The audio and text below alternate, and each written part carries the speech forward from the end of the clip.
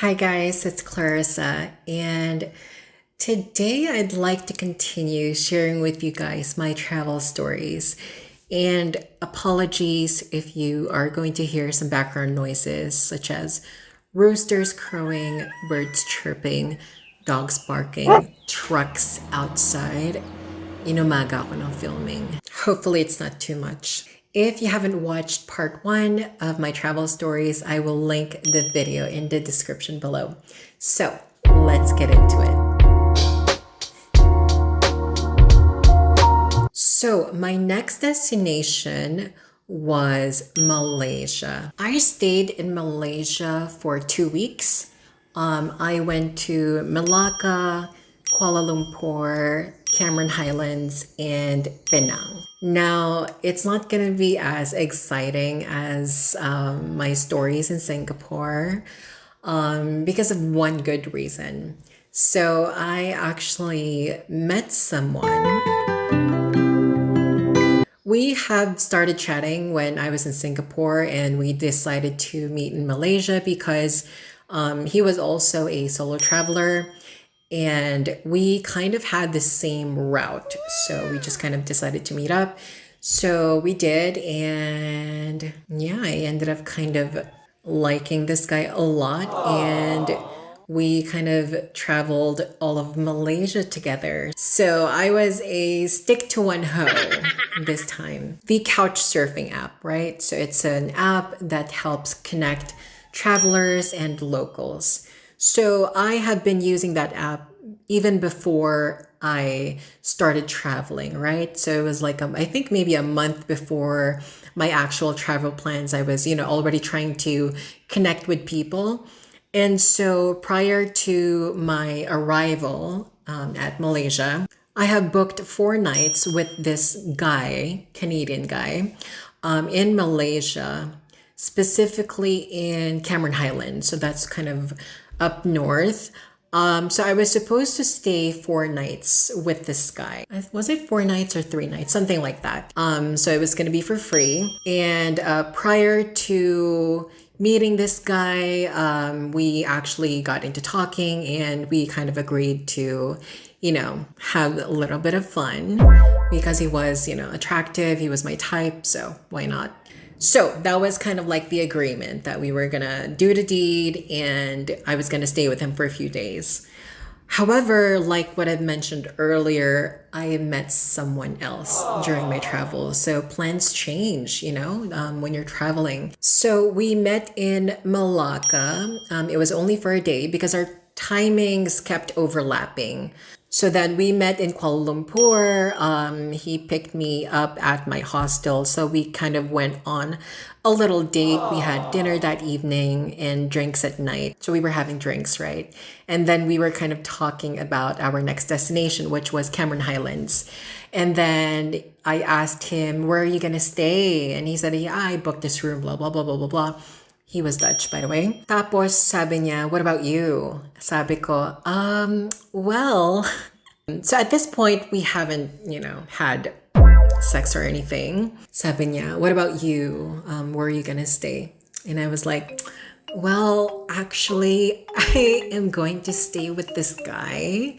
He was like, what? And I was like, yeah, I booked a few nights with him through Couchsurfing, so it's gonna be free. And he was like, "What? No, like he's gonna like make moves on you.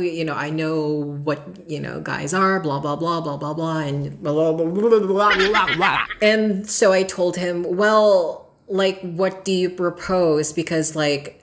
It's tomorrow and I don't have anything booked and I don't want to go there without anything booked. And so we kind of agreed to just kind of stay together in the room that he booked. But I also had to cancel, on the Canadian guy that I booked a room with.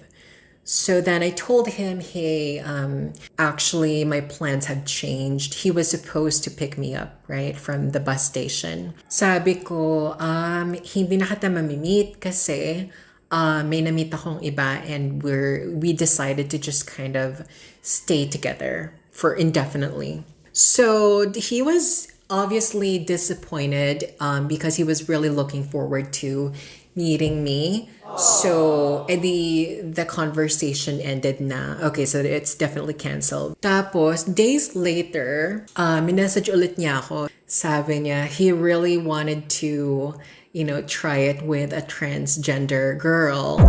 And I said, well, then why don't you just, get another transgender girl? I mean, you're good looking, so I'm pretty sure you can get any transgender girl that you want.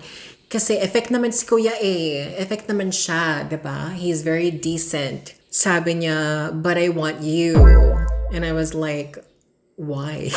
Like, you've never met me before. You don't know who I am, so I don't understand why it has to be me if you just want to have that first experience. And he said, well, I just do. And I already kind of pictured you and me together. And I guess because I showed him my peaches, that kind of got ingrained in his head. And I basically told him that he and so that kind of, I guess he's been thinking about that all this time. He just wouldn't let me go. Like he kept texting me and, if I changed my mind and all of that. So even after I have already departed Malaysia, he kept texting me and, wanting to meet up with me. So this is when the offer came in. He said, I can give you $2,000 if you can spend a week with me,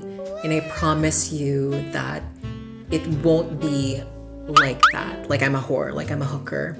I'll treat you nice, we'll spend some time together, we'll have dinners, we'll go out and all of that. You'll be treated nicely. Here's another thing he said. He said, I'm even willing to give some money to you right now in good faith to let you know that I'm serious. And bitch, $2,000? $2,000 in pesos, that's like 100, what? Lagpas 100,000, no? Girl, yun na yung buong budget ko sa buong travel ko. And that was for 2 months. Like if I had that money, I could have extended my travel for a longer period of time, right? So, I would be lying if I told you na I wasn't tempted. Napaisip talaga ako. So, hindi ko siya agad binigyan ng sagot. Pinag-isipan ko siyang mabuti. Kasi, ang laking pera nun, di ba? And I was gonna do that anyway with him, di ba? Kaso nga, I met someone else that I liked. And I know kasi na if I did that, if I accepted his offer, mawawala na si Dutch guy. Like, hindi na niya ako gugustuhin makasama kasi syempre magsaselos, whatever. So, pinag-isipan ko talaga. So, here was my thought process, right?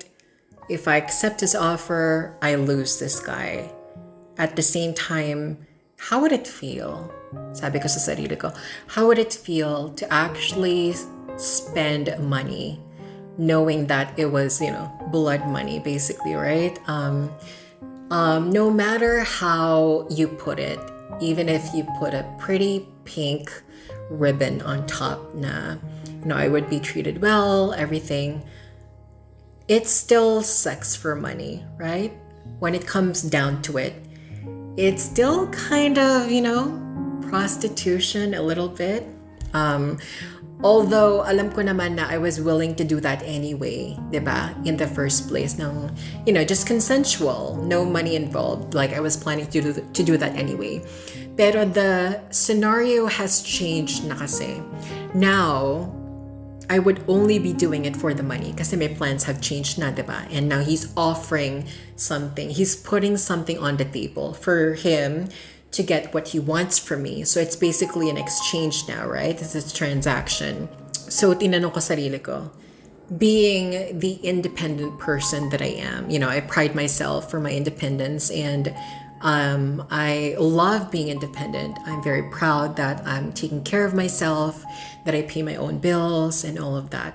So inisip ko, ano kaya yung feeling kung, ang i-accept ko yung offer tapos knowing na yung pera na gagamitin ko is, alam mo yun, nakuha ko sa ganong way. So, yeah, I wasn't sure, to be honest. I wasn't sure how it was gonna feel. after 2 days, as tempted as I was, I actually declined his offer. And I think, this was really a test of my character. Kasi ayan na eh, di ba? Ayan na eh, nasa harap mo na eh, ino-offer na sa'yo.